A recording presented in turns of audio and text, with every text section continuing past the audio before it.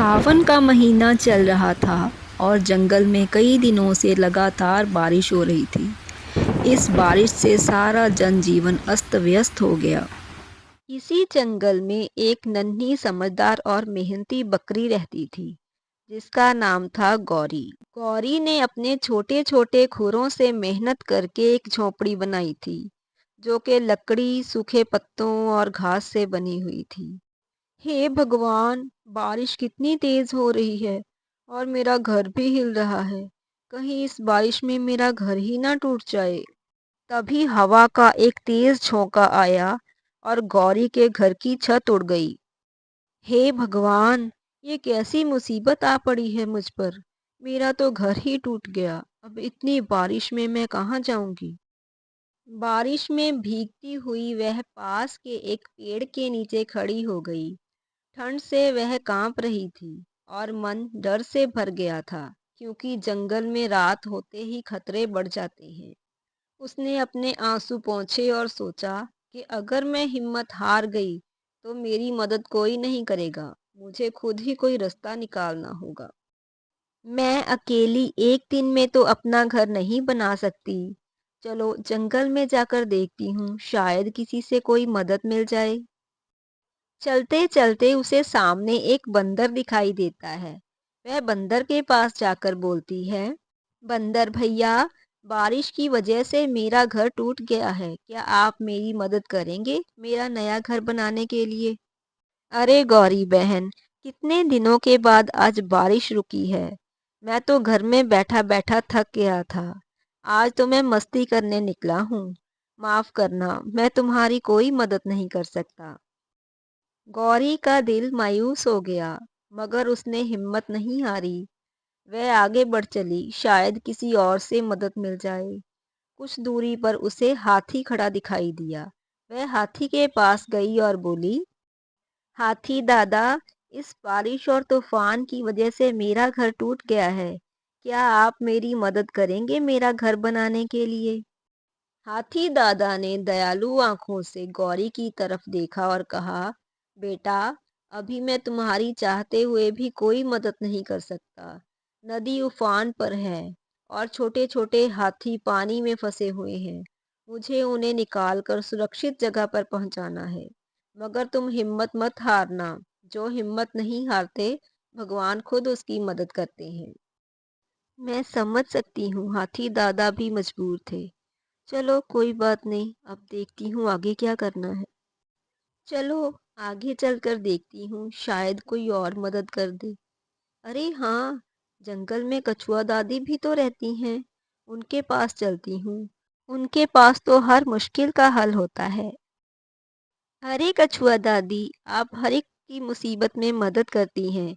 आज मैं आपसे मदद मांगने आई हूँ। कृपया मेरी मदद करें। हाँ हाँ गौरी बेटा, बताओ तुम्हें मेरी क्या मदद चाहिए। अरे दादी, बारिश और तूफान की वजह से मेरा घर टूट गया है। अब मैं क्या करूं? मैंने कईयों से मदद मांगी, मगर कोई बात नहीं बनी। गौरी बेटा, कभी कभी मदद बाहर नहीं, हमारे अंदर होती है। तुम अपना घर खुद बनाना शुरू करो। देखना, भगवान किसी न किसी को तुम्हारी मदद के लिए भेज ही देंगे। इस तरह हिम्मत नहीं हारते। और हाँ, इस बार घर घास फूस और पत्तों से मत बनाना, बल्कि मोटी लकड़ी और पत्थर से बनाना, ताकि घर मजबूत बने और तुम्हारे लिए सुरक्षित भी हो। जी दादी, मैं समझ गई। आपकी बातों ने मुझे बहुत हिम्मत दी है। आपका बहुत बहुत धन्यवाद। कछुआ दादी के पास से वापस आते आते रात हो गई। गौरी ने वह रात एक बड़े पेड़ के नीचे बैठकर गुजारी। अगली सुबह सूरज की पहली किरण निकलने के साथ ही गौरी उठी और जंगल में घर बनाने का सामान इकट्ठा करने के लिए निकल पड़ी। गौरी ने जंगल में से बहुत सी लकड़ियां इकट्ठी की और उन्हें उठाकर अपना घर बनाने के लिए उसी जगह पर चल पड़ी। अरे ये तो गौरी है, घर बनाने के लिए सामान इकट्ठा कर रही है। मुझे भी इसकी मदद करनी चाहिए। कल तो मैं मजबूर था, इसकी मदद नहीं कर सका, मगर आज इसकी मदद ज़रूर करूँगा। फिर क्या था, हाथी दादा ने भी बड़े बड़े पेड़ों के तने उठाकर गौरी का घर बनाने के लिए इकट्ठा करने शुरू कर दिए। अरे, गौरी बहन अपना घर बनाने के लिए अकेली ही मेहनत कर रही है। शर्म आनी चाहिए मुझे खुद पर, मैंने उस दिन उनकी मदद नहीं की। चलो आज मैं उनकी मदद करता हूँ, उनके घर बनाने के लिए सामान इकट्ठा करता हूँ।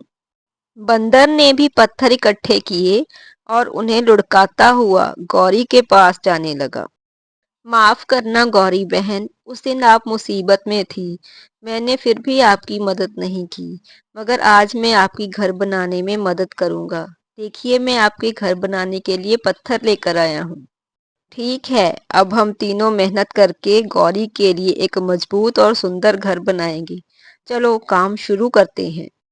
तीनों ने मेहनत करके गौरी के लिए एक बहुत ही सुंदर और मजबूत घर तैयार कर दिया।